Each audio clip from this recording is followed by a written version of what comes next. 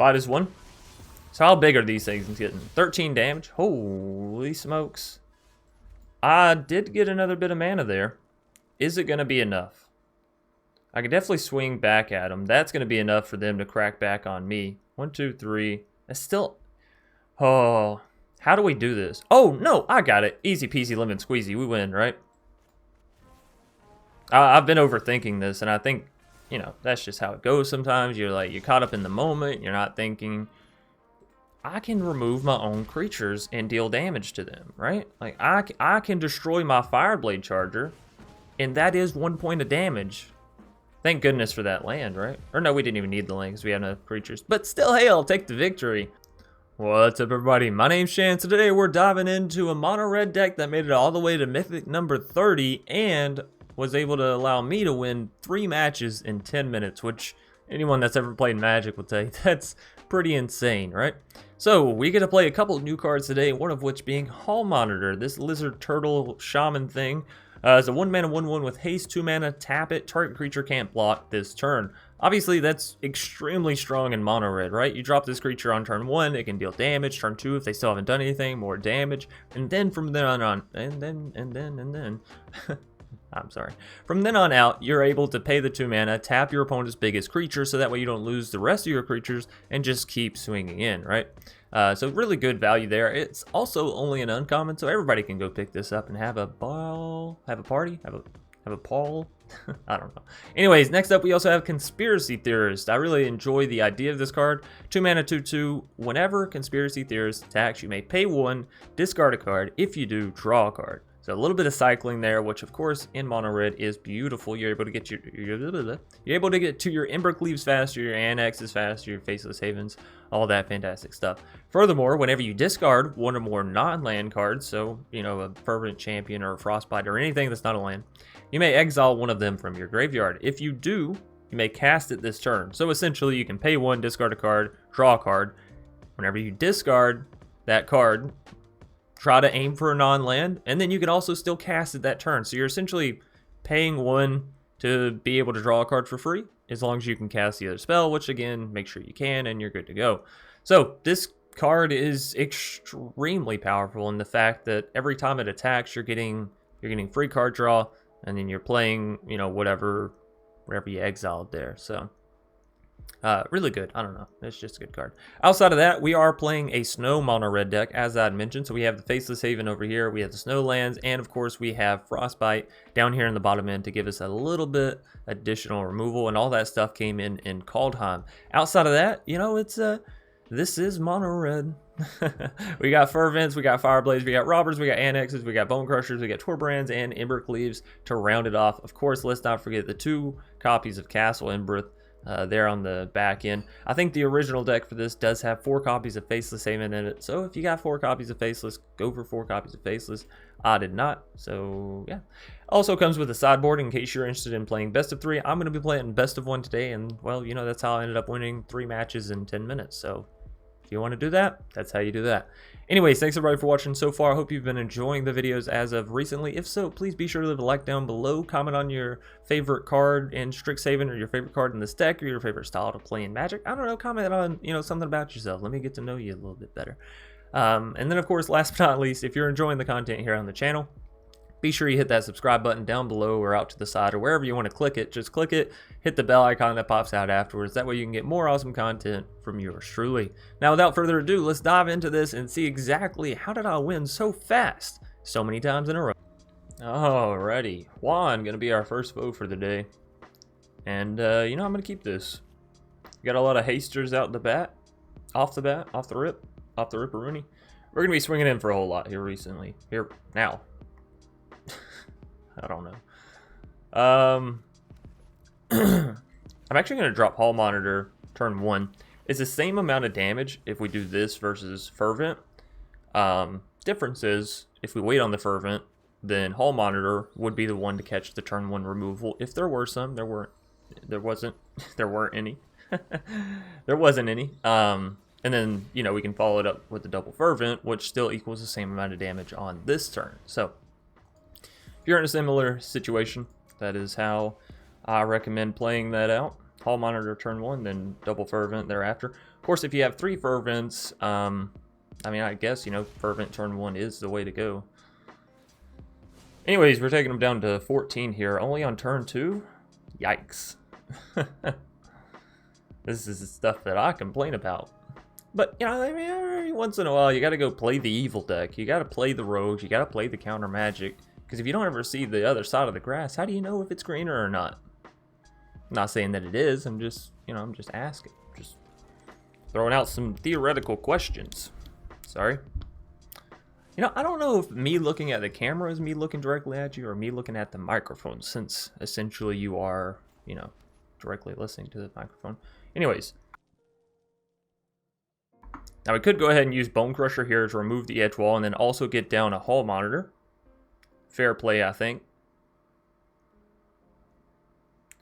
We could also just say that their Foulmire Knight can't attack, get down another Hall Monitor, swing in for another 5 damage. Really like the idea of getting rid of their edge wall. And then we'll throw down another Hall Monitor. If they want to trade Hall Monitor for Foulmire, that's fine. They can't trade Fervent for Foulmire, so that'll be alright. We'll at least still get in for 5 damage this way, and we will get rid of their edge wall, and I guess their Foulmire as well. So they're back down to 9 life. We have 5 damage looking at them on this next turn. Because then, ooh. So yeah, I mean, if we tap this and say he can't block, that's 4 damage. They go down to 5 life. Which means I think we drop Annex and then try to go for lethal on this next turn. If I swing in here, they block Fervent. So I swing in here, they block 1, we deal 3, they go down to 6, we get 1/1/1 back. You're still a 4/3. Next turn we can make it to where he can't block, but then we only have 1/1 and 1 and 4. They block. That won't be 6 damage. Alright. Yeah. It would only be 3 damage, so we would really be cutting it close. We'll hope for no fabled, or not fabled, I mean obviously fabled. Great Hinge. There we go. That's the word. That's the card. Hopefully we don't see it. Them being able to gain life is horrible. Okay. Alright. So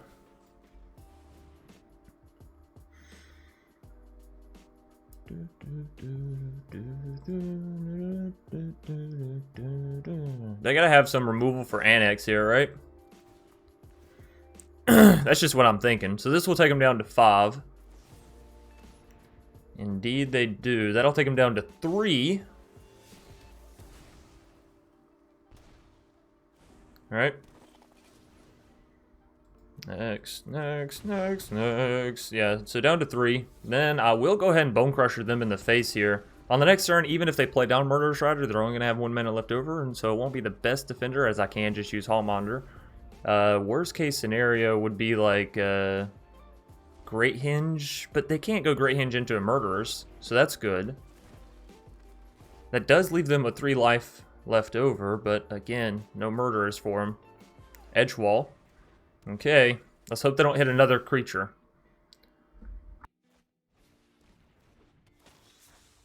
And they did. Oh, let's go. Tyrann, 44. Sorry, I was muted. At least I realized, you know, right there in the intro, I didn't even make it past the name, and I realized at that time. I'm getting better at this whole commentating thing, you know, and it's only taken me 11 on-off years. Who would have thunk it? Alrighty. So just as last time, play the Hall Monitor first, then follow up with double Fervent action. Get 'em. Is this Yorion? It is Yorion, but it's not Sultai Yorion, so I can at least, you know, feel a little bit of happiness in that. Now, on this next turn, do I go for the Embercleave or do I go for the Annex? I don't know. I do not know. Let's see what they get here. That might, you know, that might influence what I choose to do. Jeez, a little bit. They're going to gain 2 life. They're going to find another creature. Not find another creature, sorry. Gain 2 life, find another land. Yeah, it's not going to be lethal, so I think I do just want to go for the Annex. We'll swing in with double Fervence because they still can't block that. And then, yeah, on the next turn, we can play Hall Monitor plus Embercleave and just have a ton of things swinging out. But I don't think us swinging in with the other Hall Monitor this turn just to trade out with the Professor is worth it. I think we should just swing in with the Fervence and cause them to just strictly lose that creature, or, you know, do what we're doing here. So it is turn 3 for them, and they didn't foretell anything, so we know they don't have a Doomscar sitting there waiting on us, right? Now they could get rid of Annex singularly. Elspeth's Nightmare, that'll get rid of a Fervent. Hallelujah, Annex was big enough to dodge that bullet. And of course we still have the mana for Embercleave and Hall Monitor. Bone Crusher, oh Bone Crusher. We can't effectively use you, I don't think, so I'm not going to. I'm just gonna all-in swing and, you know, Embercleave. This is only turn 4, and we, you know, they're already down to 10 life for Embercleave and our Annex. I think they know that we know that this is GG. So, yeah, Mono Red's still doing Mono Red things. If you're able to win by turn 4, then, you know, you're in a good spot. You're in a real good spot. Hattori, 0214. We're gonna keep this hand. We don't get to go first. I'm sad about that. I am sad about that. But, you know, as per the usual, Hall Monitor gonna lead our way to victory. I gotta say, I really enjoy this card in general. The fact that it's a grumpy old turtle. Yes, it is a turtle, right? Lizard, not turtle. Chance, those are miles different, bro. Gotta chill at calling things the same thing, even though they're not. All right, so we'll attack here. Robber won't proc because they have been playing lands on curve, and they did foretell a card, so technically they got it out of their hand, I guess. You know, I'm not gonna lie, it's looking a little Sultai Andy-ish. I'm not a huge fan of the Sultai Andy. Now, how many cards do you have? 1, 2, 3, 4, 5. So if I was to play Annex, we would be breaking that curve, but I wouldn't be able to play anything from the Robber. If I play Fervent, we can still play everything remaining there in hand. I think Annex is better. I think this is better reactionary plays. And if we hit an Embercleave on the next turn, yeah, I'm gonna feel pretty dumb. So, well English. We'll stick with what we had there. Now they may have a bounce spell for Annex here. I think even if they do, playing double Fervent down is still the way to go. You know what I mean?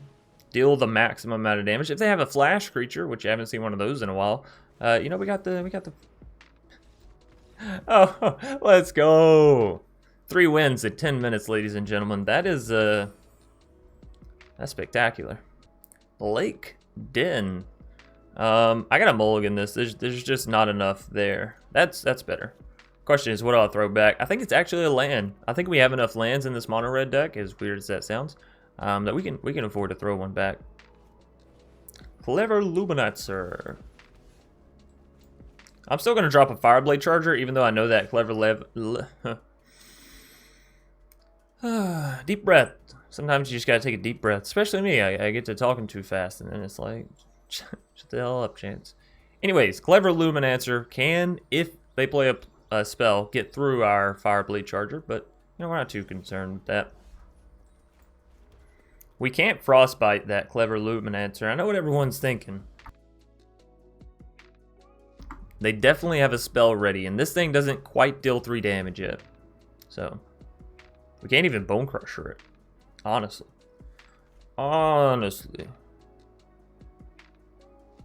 Could swing with Fireblade, see if they block, and then Bone Crusher it, maybe.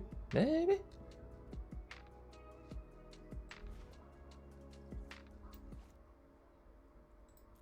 Alright, let's do it. Do a little Trade Arena. If you want to. If you want to. They're not going to take the bait. They are a master at avoiding the bait. Let's go. Let's go. I don't know.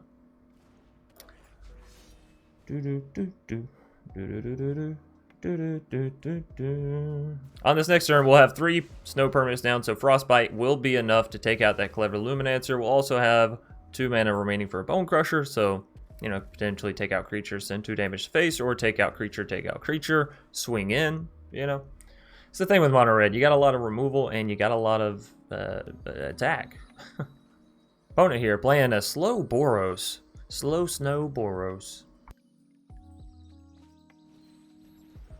Do apologize for all the coughing this morning, by the way. It happens sometimes. You know, I do a lot of talking in some of my days just outside of here, or singing. I like to sing. We have an Embercleave. We have an Embercleave, ladies and gentlemen. Do I cleave to victory? Honestly, I'd prefer the Embercleave going on the Bone Crusher. Alright, so what I think I do here is I swing all in. See how they block. Depending, then I'll take stuff out. They're not going to block at all. No blockerino. Alright. Alright. You're confusing me, Laketon. I'm not gonna lie. You're playing so slow with which should be an aggro deck that it's throwing me off. So, I don't trust you. Infuriate? Oh, can't let that happen. Goodbye.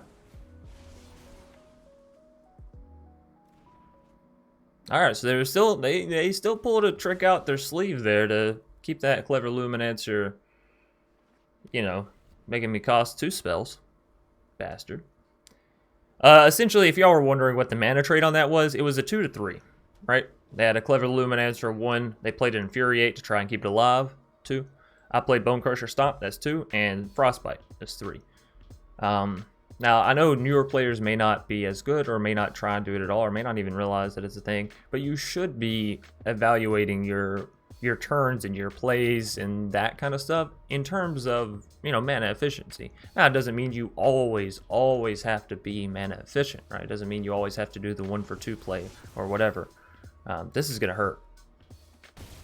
But honestly, they're getting a little jumpy, right? Because they just went ahead and popped that. Instead of waiting and making sure...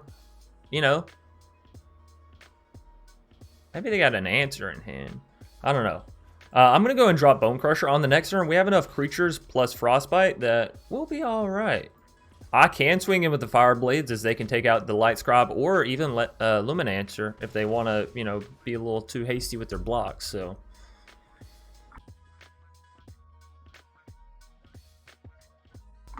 And we are concerned more so with dealing damage than with taking damage as far as playing mono red goes, right?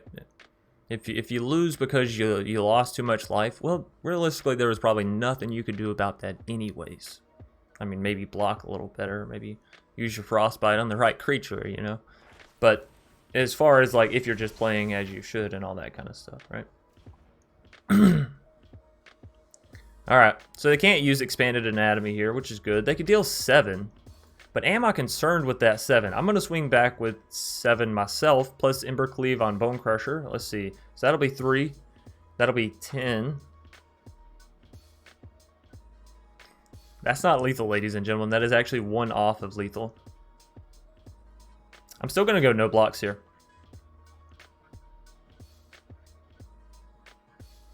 What if they pump something? I don't know. I hope they don't. I hope they don't. Fight is 1.